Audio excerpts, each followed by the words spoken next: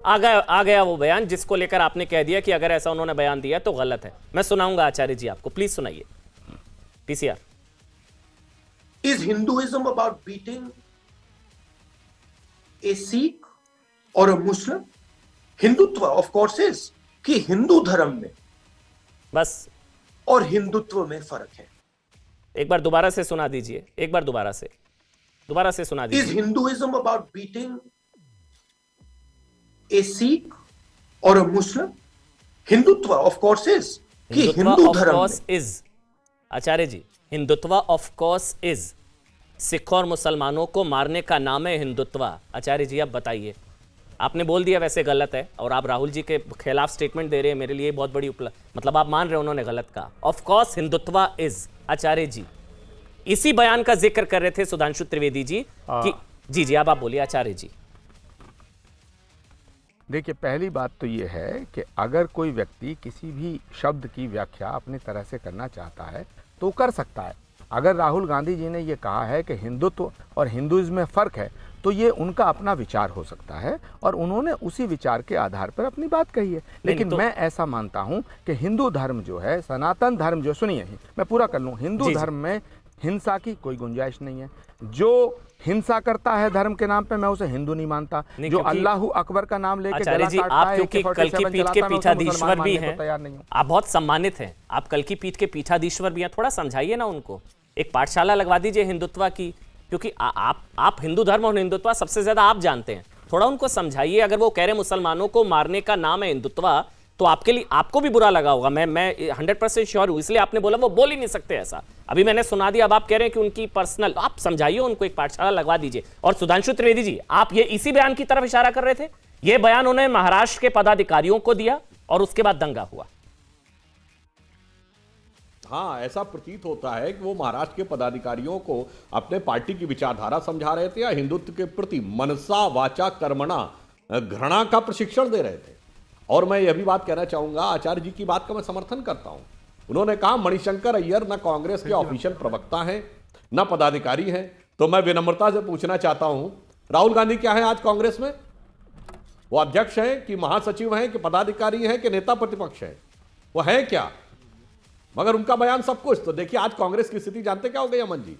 जैसे राहु केतु किसी को ग्रस्त ले, हमारी हिंदू धर्म परंपरा में माना जाता है राहु सर है जिसका धड़ नहीं है और केतु धड़ है जिसका सर नहीं है। वो कांग्रेस किसी कोई बयान दे दे, अरे जी हमसे क्या मतलब, ये तो सिर्फ मेरे मुंह ने बोला है, धड़ का इससे कोई मतलब ही नहीं है।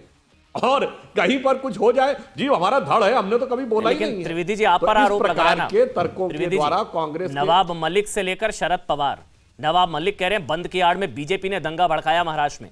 शरद पवार कह रहे हैं कि अमरावती को राजनीतिक रंग, अमरावती हिंसा को राजनीतिक रंग बीजेपी ने दिया, आप लोगों ने दंगा करा यूपी चुनाव के चक्कर में। नवाब मलिक और शरद पवार, उसके बाद शहजाद और रजियाई साहब आ रहा हूं। कांग्रेस के लोग और एनसीपी के लोग, बस एक लाइन में कहता हूं, एनसीपी और कांग्रेस के लोग कितना सच कितना झूठ बोलते हैं आप पूछ सकते हैं आचार्य जी से।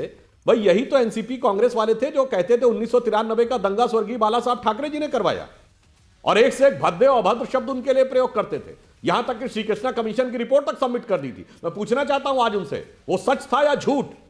वो सच था या आज सच है?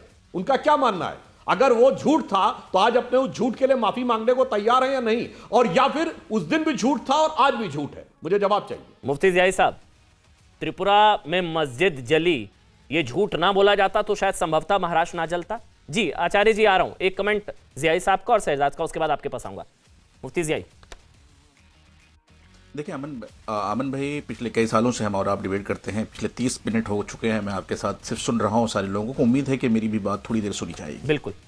दो बातें बहुत ही इंपॉर्टेंट आपने कही है कि त्रिपुरा में मस्जिद जली या ना जली, और एजेंसीज की रिपोर्ट क्या आ रही है, वहाँ की हुकूमत और गृह मंत्रालय ने क्या रिपोर्ट दिया है, ये बात बहुत अहम बात आपने कही है। लेकिन मैं आपसे ये भी पूछना चाहूँगा कि वो लोग जैसा कि कमर गनी उस्मानी साहब, एक मौलाना आसिफ साहब जो बम्बई से हैं, सिर्फ वहाँ जाते हैं त्रिपुरा में, वहाँ उनके रिश्तेदार हैं उनसे मिलने के लिए, और उनके ऊपर में यूएपीए लगा करके अंदर डाल दिया जाता है। अगर कुछ हुआ नहीं था साहब तो यूएपीए वहाँ पर क्यों लगाया जा रहा था?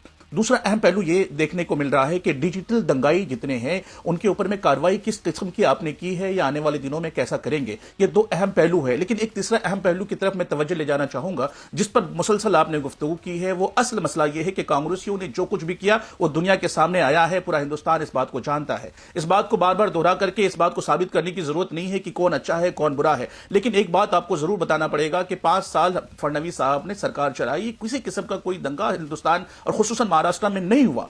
लेकिन यहां पर दंगा होता है और 13 तारीख की रात, 13 तारीख की सुबह की तमाम तस्वीर, तमाम विजुअल आपके सामने हैं। वो 13 तारीख को वहां पर क्या हो रहा था ये भी जानना चाहता है हिंदुस्तान, और आपके माध्यम से पूरा मुल्क इस बात को जानना चाहेगा कि 13 तारीख को क्या हो रहा था। 12 तारीख को कुछ नहीं हुआ क्या? के सामने है ना, रजा अकेडमी 12 तारीख खा जाते हैं। अरे साहब 12 तारीख को क्या हुआ? पुरअमन एहतजाज। सुनिए, अब आप एहतजाज की बात कर रहे हैं तो इस मुल्क में हर एक शख्स को अपने रजा अकेडमी उसी दिन तो हुआ दंगा सारा। कॉन्स्टिट्यूशन ने अधिकार रजा अकेडमी 12 तारीख उसी दिन तो हुआ। किसने बुलाया था ये बंद? किस दिन हुआ? त्रिपुरा के विरोध में। ये एडमिनिस्ट्रेशन को हक है, ये एडमिनिस्ट्रेशन को हक है कि किसने क्या किया है वो तमाम के लोगों के सामने उजागर कर देगा। लेकिन सबसे पहले यहां पर क्लास लगाने त्रिपुरा में हुआ नहीं है, उसके विरोध में महाराज जला दिया। लोगों को बताना पड़ेगा कि आप अभी जजमेंट क्यों जियाई साहब उन तमाम चीजों को देखिए ना साहब। जिस शहजाद आप बोलिए, उसके बाद आचार्य जी आ रहा हूं आपके पास, मुझे पता आपको जाना है। शहजाद आप बोलिए, उसके बाद आचार्य जी आ रहा हूं। शहजाद, अरे जियाई साहब जो त्रिपुरा में हुआ ही नहीं है उसके चक्कर में महाराज जला दिया। हम तो करते आ रहे हैं। त्रिपुरा में जो हुआ ही नहीं साहब,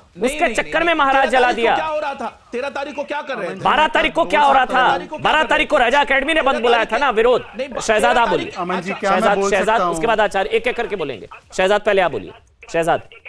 हाँ अमन जी, 2-3 विडंबनाएं हैं जो मुझे इसका जवाब चाहिए आपसे या आपके माध्यम से। एक तो मणिशंकर अय्यर कुछ नहीं है पार्टी में, तो फिर उनको बाहर निकालने में इतना संकोच और समय नहीं लगना चाहिए। मुगलों की जो इतनी प्रशंसा करता है और अगर ये पार्टी की लाइन नहीं है, राहुल गांधी के चहीते की लाइन नहीं है, तो उनको तुरंत पार्टी से निकाल देना चाहिए और जो राष्ट्रवादी लाइन है वही लेनी चाहिए। दूसरी बात, मैं इनसे पूछना चाहता हूं कि अभी तो हिंदुत्व वाला बयान सुना दिया, तो अब क्या कम से कम जो हिंदुत्व के बारे में ऐसे अपशब्द बोल रहा था जिससे दंगे हुए, क्या उसको कम से कम जो सनातन धर्म का प्रतिनिधित्व करने का दावा करते हैं वो क्या खंडन करेंगे? और तीसरी बात, ये जियाई साहब का अच्छा है, गुजरात में दंगे सरकार ने करवाए और यहां पर दंगे विपक्ष ने करवाए, तो सरकार करवाती है दंगे या विपक्ष करवाता है दंगे, एक बार तय कर लीजिए। आपका ये पैमाना बदलते रहता है। सुनिए, एक बात सुनिए, जहां तक सिख दंगों की बात है, सिख दंगे तो हुए किस तरीके से, उस पर कोर्ट ऑर्डर आया था।